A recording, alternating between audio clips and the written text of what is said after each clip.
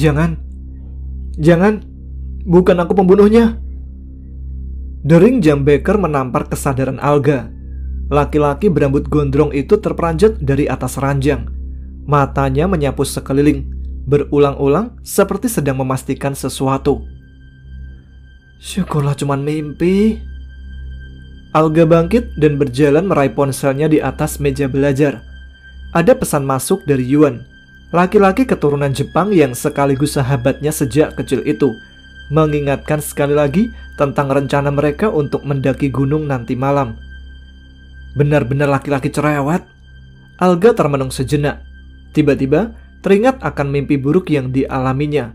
Meski bukan pertama kali, entah mengapa hal itu terasa sangat familiar baginya. Lamunan Alga buyar seiring ketukan kamar indekos. Dilihatnya Sono sedang tersenyum sambil menatap Alga. Tangannya menggenggam kantong plastik beraroma nasi uduk yang sangat khas. Belum sarapan kan? Sono langsung melangkah begitu Alga membuka pintu. Tidak peduli pemilik kamar mengizinkannya masuk atau tidak. Benar-benar seenaknya sendiri seperti biasa. Ga? Mimpi buruk lagi.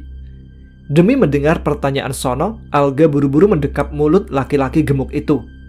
Bisa gak sih bicara itu gak usah pakai toa? Iya maaf.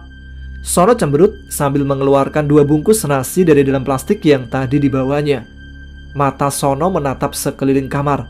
Pandangannya terhenti pada ransel hitam besar yang tergeletak di sudut kamar. Mau mendaki lagi? Alga membalas pendek. Mulutnya sibuk mengunyah nasi uduk yang dibawa Sono. Gak takut dapat mimpi aneh lagi? Kali ini Alga menghentikan aktivitas mengunyahnya. Dipandanginya Sono yang juga sedang menatapnya. Son, punya kompas nggak? Kompas? Buat apa? Emangnya mau masuk hutan? Buat jaga-jaga. Gak tahu kenapa kompas yang biasa aku bawa tiba-tiba hilang. Sono mengernyitkan dahi, seolah-olah merasakan sesuatu yang aneh dari ucapan Alga. Sepatu gunungku juga hilang. Hah? Kapan? Kok bisa? Alga melotot. Tenggorokannya tersedak nasi yang sedang dimakannya. Setelah meneguk air mineral yang tinggal setengah botol, Alga menatap Sono meminta penjelasan. Gimana ceritanya, Son? Gak tahu. Kok bisa hilang?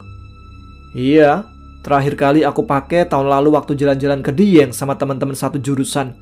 Setelah itu seingatku, sepatu itu kumasukkan ke dalam kardus bekas mie instan, lalu kusimpan dalam lemari. Gak tahu kapan tepatnya benda itu hilang. Baru-baru ini aku baru sadar bahwa kardusnya udah gak ada. Alga terdiam. Pikirannya kembali teringat tentang mimpinya semalam. Meski samar, Alga sempat melihat orang dalam mimpi yang menuduh dirinya pembunuh. Orang itu memakai sepatu coklat persis seperti sepatu milik Sono yang diceritakan hilang.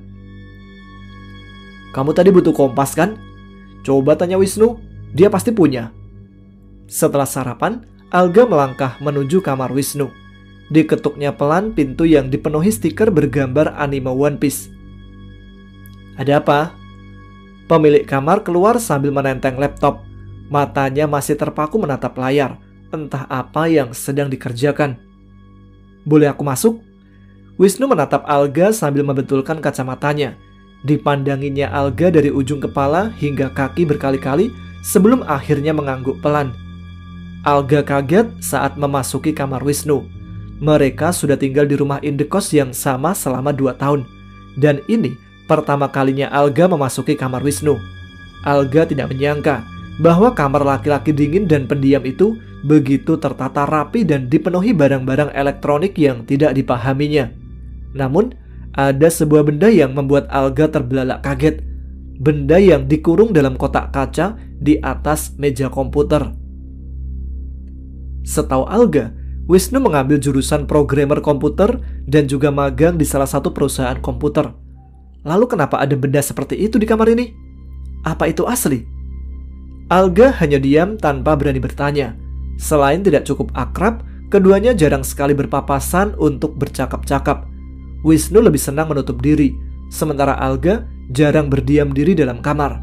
Jika punya waktu luang, Alga lebih suka menghabiskannya untuk berpetualang, mendaki gunung misalnya. Kamu punya kompas? Alga langsung bertanya to the point, takut kedatangannya mengganggu Wisnu. Mau mendaki lagi? Iya. Kalau begitu aku ikut. Hah? Serius? Apa wajahku kelihatan sedang bercanda? Tapi kami akan berangkat malam ini. Oke, panggil aku kalau sudah siap berangkat. Oke. Tapi kompasnya punya kan? Nanti ku bawa, jawab Wisnu dingin. Angin malam menusuk-nusuk tulang. Alga, Yuan, Wisnu, dan Sono serempak merapatkan jaket mereka demi menghalau angin yang semakin lama semakin kencang. Angin musim kemarau di Gunung Prau ini benar-benar ahli membekukan tulang. Alga berjalan pelan sambil menatap ketiga kawan di depannya. Yuan memimpin barisan. Laki-laki berkulit putih dengan sorot mata tajam itulah yang pertama kali mengenalkan Alga pada dunia pendakian. Alga masih ingat betul pengalaman mendakinya yang pertama. Kala itu, dirinya nyaris saja kehilangan kaki kiri karena jatuh terperosok di bibir jurang. Namun, justru pengalaman itulah yang membuatnya semakin menyukai kegiatan mendaki gunung. Tiba-tiba terdengar langkah kaki berat dari arah belakang. Alga bergegas mengarahkan senter, mencari tahu siapa yang sedang berjalan di belakangnya. Wisnu yang kebetulan melihat Alga membalikkan badan, buru-buru menarik tangan Alga, menyuruh meneruskan langkah. Bukan apa-apa, ujar Wisnu pelan namun penuh penekanan. Gimana kamu tahu? Shh, diam, jangan terpancing hal-hal aneh lagi, atau kamu akan... Apa yang terjadi? Yuan menghentikan langkah, dipandanginya Wisnu dan Alga yang sedang bercakap-cakap pelan. Gak ada, ayo lanjut. Alga menjawab sambil mengepalkan tangannya ke udara. Sambil melangkah, Alga diam-diam memandang Wisnu yang berjalan di depannya. Benar rumor yang beredar, laki-laki berkacamata ini memang aneh. Langkah keempatnya melambat pada menit ke-60.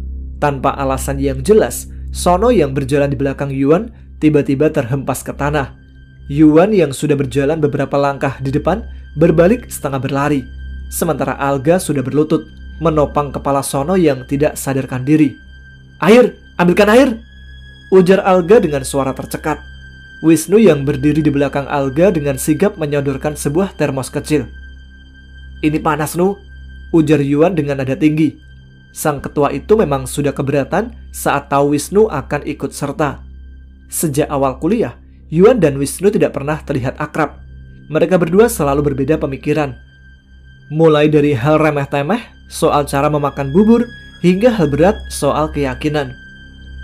Jangan banyak bicara, itu tidak panas, tapi hangat, suhunya pas. Kalian hanya perlu meminumkannya sedikit. Bajunya basah, kalian harus menggantinya. Terus selimuti dia, ujar Wisnu tegas. Tapi, lakukan saja sialan, jangan buang-buang waktu. Alga tersentak kaget. Baru kali ini dirinya melihat Wisnu semarah ini. Dengan tangan gemetar, Alga meminumkan air dari termos ke mulut Sono yang terlihat sangat pucat. Setelah itu, dengan dibantu Yuan, keduanya mengganti baju Sono yang basah. Tidak berapa lama, tubuh Sono yang semula dingin berangsur-angsur menjadi hangat. Sial, dia malah kabur. Alga mengangkat wajah. Dilihatnya Wisnu sedang menatap tajam ke arah kompas yang digenggamnya. Wajah Wisnu tampak tegang, seperti sedang menahan dingin dan kesal secara bersamaan. Temanmu itu benar-benar gila, Ga, ucap Yuan pelan. Alga menatap Wisnu yang kali ini sedang memasukkan kembali kompasnya ke dalam saku. Dia hipotermia. Sepertinya karena laki-laki bodoh ini nekat mendaki dengan sandal di cuaca sedingin ini, ujar Wisnu sambil menatap Sono. Yuan menatap Wisnu dengan pandangan tidak suka. Nafasnya memburu, berusaha menahan amarahnya supaya tidak meluap-luap. Tiba-tiba, dari arah kanan, angin bertiup kencang, sangat kencang, hingga mampu membuat pohon besar di sekitar mereka melambai-lambai. Kita harus pergi sekarang juga, ujar Wisnu tegas. Di sini aku ketuanya. Jadi aku yang akan memutuskan kapan perjalanan dimulai. Balas Yuan tidak mau kalah. Cepat, kita benar-benar harus pergi sekarang. Tidak, kita akan beristirahat dulu menunggu Sono pulih. Sialan, Wisnu berteriak sambil membentangkan kedua tangannya. Laki-laki berkacamata itu berdiri membelakangi Alga dan Yuan yang masih berjongkok mengelilingi sono. Wisnu menjerit tertahan, diikuti darah yang mulai menetes dari tubuhnya. Alga dan Yuan melotot kaget, tidak percaya dengan apa yang baru saja dilihatnya. Yuan yang bebas bergegas mendekati Wisnu. Apa yang terjadi? Kau baik-baik saja kan? Yuan bertanya sambil menepuk bahu Wisnu. Mata sipitnya seketika terbelalak. Dilihatnya jaket Wisnu sobek penuh dengan sayatan. Ini dasar ketua keras kepala, rutuk Wisnu pelan. Laki-laki itu memejamkan mata, berusaha sekuat tenaga menahan perih di dadanya. Berbaringlah, Yuan berkata tegas. Tangannya gesit melipat jaket cadangan yang dibawanya sebagai bantalan kepala Wisnu. Setelah itu, Yuan membuka ranselnya, mengeluarkan kotak P3K dan mulai mengobati luka di dada Wisnu. Sebenarnya apa yang terjadi? Tanya Yuan pelan. Ada yang tersesat, kita harus membantunya, ujar Wisnu lirih. Apa? Bagaimana caranya? Dengan kompas, balas Wisnu sambil menatap Yuan. Keempat pemuda itu memutuskan untuk melanjutkan perjalanan. Sono yang sudah sadar kembali segar setelah minum beberapa air lemon hangat yang dibawa Yuan. Namun, perjalanan mereka kini bukan lagi sekedar menaklukkan puncak. Mereka berjalan mengikuti arah jarum kompas yang dibawa Wisnu. Kamu yakin ini jalannya? Tanya Yuan setelah mereka berjalan cukup lama. Ya, jawab Wisnu singkat. Aku selalu menandai daerah yang kita lewati dengan tebasan ringan. Kamu tahu, kita sudah berputar-putar di sini sebanyak 4 kali. Ujar Yuan sambil menatap Wisnu meminta penjelasan. Tapi kompas ini tidak mungkin salah, bela Wisnu. Mereka terdiam sejenak. Tiba-tiba, Alga teringat sesuatu. Dulu kamu pernah bilang kan, jika sedang mendaki, alam seringkali memanipulasi. Ujar Alga sambil mengingat-ingat. Itu artinya kita harusnya melewati arah yang berlawanan dengan yang ditunjukkan jarum kompas ini. Keempatnya saling tatap, lalu mengangguk bersamaan. Perjalanan dilanjutkan kembali. Kali ini mereka melewati arah yang berlawanan. Di tengah perjalanan, Alga tiba-tiba terjatuh.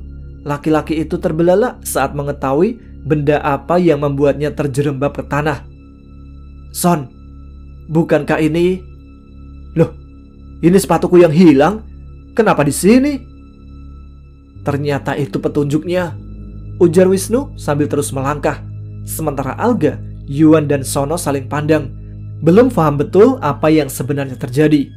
Mereka berjalan membelah malam, sesekali berhenti sebentar, merapatkan jaket dan mengatur nafas, berusaha menghalau dingin ekstrim yang mulai membekukan apa saja.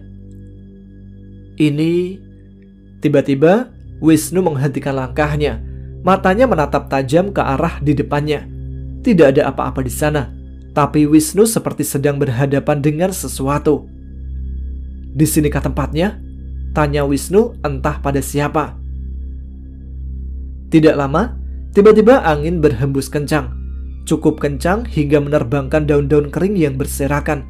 Mereka terkejut saat melihat sesuatu yang seolah-olah muncul dari dalam tanah setelah serakan daun-daun itu berpindah tempat.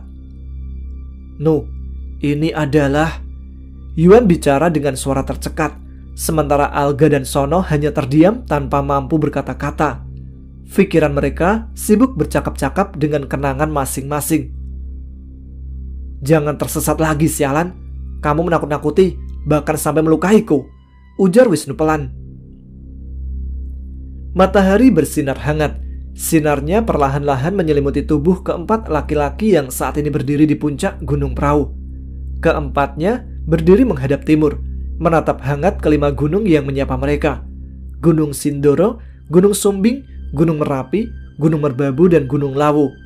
Bahkan, bila sejenak melihat ke arah barat, mereka juga bisa merasakan kehadiran Gunung Slamet.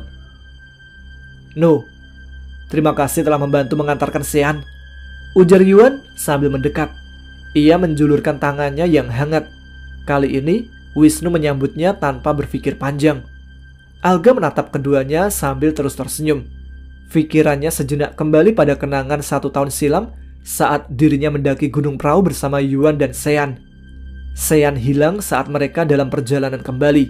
Sejak saat itulah, Alga sering bermimpi buruk. Mimpi yang sebenarnya diciptakan oleh alam bawah sadarnya sendiri karena rasa bersalah yang berlebihan. Arwah Sean yang tersesat di Gunung Perahu terus berputar-putar, mengganggu siapa saja. Sebenarnya dia hanya bersenang-senang sambil menunggu kami kembali. Kembali untuk mengantarnya pulang. Sifat jahilnya benar-benar tidak berubah, menyebalkan sekali. Lalu Alga menatap Sono yang berjongkok sambil menggenggam sepatunya. Jadi, sepatu itu hilang saat Sono melakukan pendakian bersama teman jurusannya ya? Sono yang payah dalam hal mengingat benar-benar tidak bisa diandalkan. Alga tertawa pelan sambil menggeleng-gelengkan kepalanya. Tiba-tiba, tawa Alga terhenti. Ia mendekati Wisnu demi memuaskan rasa penasarannya. "No, jadi kompasmu itu..." "Ini kompas pelacak hantu, Ga," balas Wisnu santai. "Hah? Apa? Terus? Tengkorak dalam kotak kaca di kamarmu itu?" "Aku menemukannya di situ saat mendaki gunung ini setahun lalu. Gak tahu punya siapa," ujarnya sambil terkekeh. Alga dan Yuan saling pandang saat melihat arah yang ditunjuk Wisnu. Jangan-jangan? Wah, ceritanya menggantung ya. Jadi tengkorak yang disimpan Wisnu itu, tengkorak siapa sebenarnya?